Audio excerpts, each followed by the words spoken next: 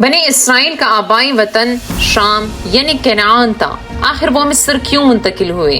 ایسی کیا وجوہات تھی جس کی وجہ سے ان کو اپنا آبائی وطن چھوڑنا پڑا اور مصر میں آباد ہو کر 400 سال گزارنے پڑے اور فرعون کے ظلم اور ستم برداشت کرنے لگے؟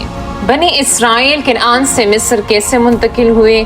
یہ وہ سوال ہے جو یہودیوں کے ذریعے مشرکین مکہ نے رسول صلی اللہ علیہ وآلہ وسلم سے کیا تھا کہ یہودیوں کا آبائی وطن کنعان یعنی شام تھا، وہ مصر کیسے منتقل ہو گئے؟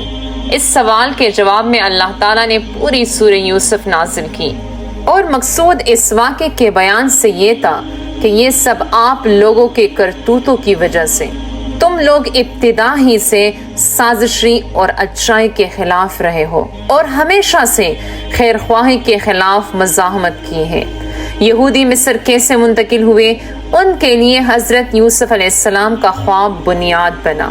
حضرت یوسف علیہ السلام نے خواب دیکھا تھا کہ 11 ستارے، سورج و چاند میری طرف جھکے ہوئے ہیں۔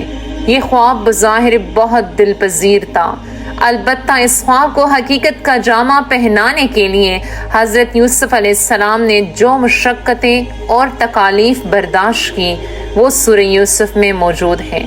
یہ واقعہ خواب سے شروع ہو کر خواب کی تعبیر پر ختم ہوتا ہے۔ حضرت یوسف علیہ السلام کے بھائیوں کے برے منصوبوں اور سازشوں کی وجہ سے اللہ تعالیٰ نے انہیں کنعان سے مصر منتقل کیا۔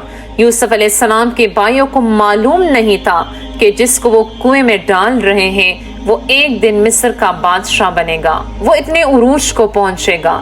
اس لیے سورہ فاطر میں اللہ تعالیٰ فرماتا ہے کہ جو دوسروں کے لیے بری نیت رکھتا ہے، دوسروں کے لیے گڑھا کودتا ہے تو وہ پہلے خود اس گڑھے میں گر جاتا ہے۔ یہ سب یہودیوں کے برے منصوبے تھے، ان کے برے عزائم تھے، ان کا حسد اور بغض اور عناد تھا، ان کے اپنے ہی باعث سے دشمنی تھی۔ تو اللہ تعالیٰ نے ان کے برے عزائم کی وجہ سے ان کو ان کے وطن سے نکال دیا اور مصر منتقل کر دیا۔ چونکہ مصر منتقل ہونے کے بعد یہودی آقاؤں جیسی زندگی گزارنے لگے، لیکن حضرت یوسف علیہ السلام کی وفات کے بعد ان یہودیوں کی بدعملیوں کی وجہ سے وہ ایک بار پھر پستی میں گر گئے تھے اور فرعون نے اسے اپنا غلام بنا لیا تھا اور ان پر طرح طرح کے مظالم ڈالتے رہے۔ فرعون کی غلامی سے نکالنے کے لیے ہی اللہ تعالیٰ نے حضرت موسیٰ علیہ السلام کو ان کی طرف بھیجا تھا۔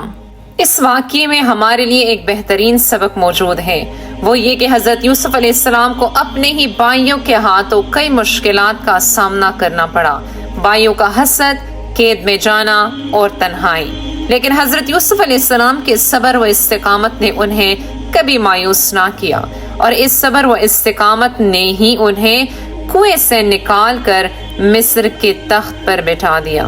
یہ واقعہ ہمیں امید، صبر اور اخلاقی اقدار کی اہمیت کی تعلیم دیتی ہے، اور یہ بتاتی ہے کہ حالات چاہے کتنے بھی مشکل کیوں نہ ہو، اگر ہم اللہ پر بھروسہ رکھیں تو ہر چیز ممکن ہے۔